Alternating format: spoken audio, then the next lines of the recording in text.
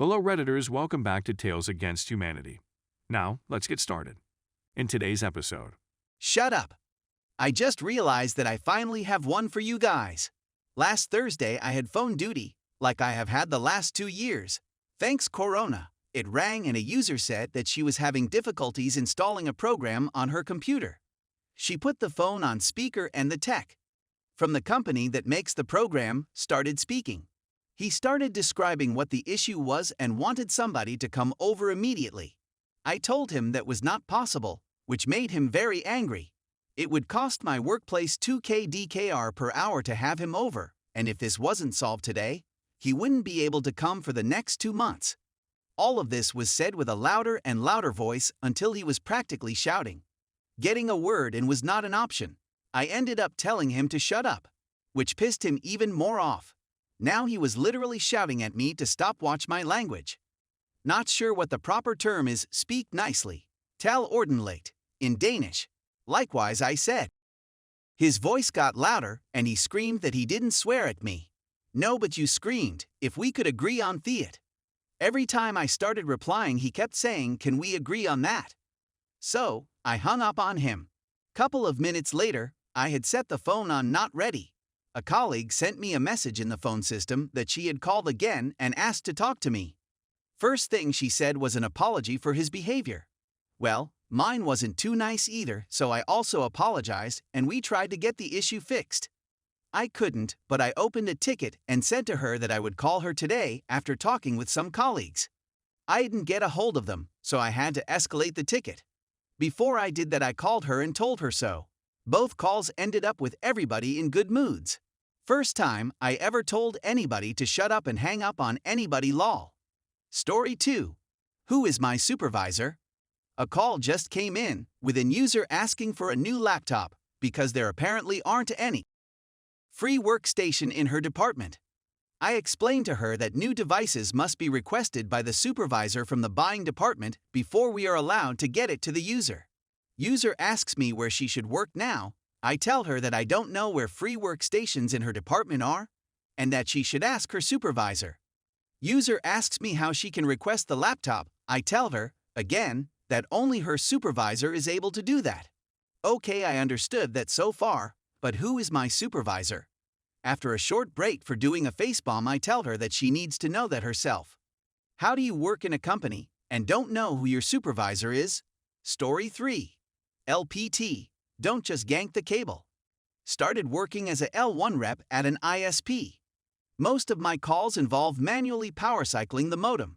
I quickly learned many ways to get the user to do this for me, and I got a ton of experience working with people who have no understanding of anything technical. This incident proved that I'm still learning. User comes in hot telling me her Wi-Fi isn't working. Come to learn her phone says connected with no internet. User's modem was in a weird state where it was showing online but not responding to ping. I get the user to locate the modem and router and get them to identify each one. Thankfully most users use our modem so I can look up their model and describe it. Me. So your modem is the one that looks like a hardcover book. It's got lights on the front, can you tell me what they're doing? Power is on, but the other ones aren't in a valid state. So let's reboot this. Me. Go ahead and remove the power cord. It'll be the smallest wire you see, connected to the bottom-most port. User begrudgingly follows instructions and removes the cable. Gets it back up, took a long time to initialize, and same error. Turns out we've been tracking issue with this model, so I go ahead let them know we have a workaround and we'll send a replacement out overnight. Me. Not to worry though, we tech can get you back up before your new modem gets here. Go ahead and remove the power cord from the modem again. Then, you'll have to remove both remaining cables. The top one marked coax spins off, and you'll need to squeeze the latch on the one that looks like a fat phone cord. Let me know when you're all disconnected, or if you need any help. I take some time to notate the account, get the new modem sent out, get some screenshots sent over to the lead to track the modem issue, and I hear some cursing. Me. What's going on your end? User. I couldn't get the white cable out of the box, so I just pulled it out of the wall, and now the outlet came off and there's a hole in my wall. Me.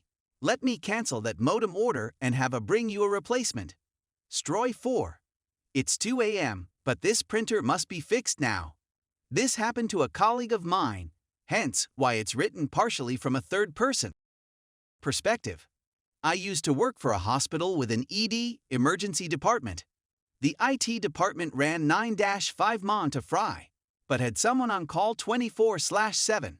On call was only there for urgent issues, such as all IT systems being down. In all 24-hour areas, especially the ED, there was always more computers and printers than needed. The idea is if a device broke, there would always be another device that could be used until we resumed normal business hours to fix. Hence, a single PC or printer being broken was never considered urgent. My colleague got a call from an angry doctor at 2 a.m. The color printer in ED flight deck is not printing. After some follow-up questions, it was established it was only the single printer not working. All other printers were working, including another color printer about 10 meters away from where the doctor was.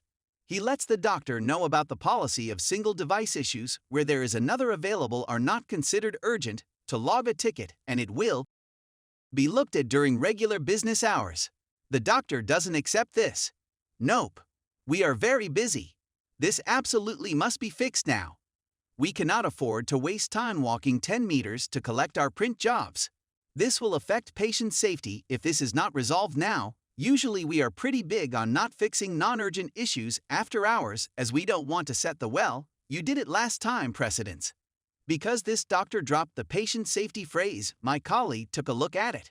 The issue ended up being a stuck document in the print queue, so he cleared it out. He let the doctor know the issue was fixed.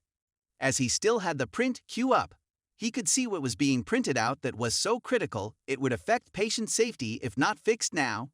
Recipes, as in cooking recipes,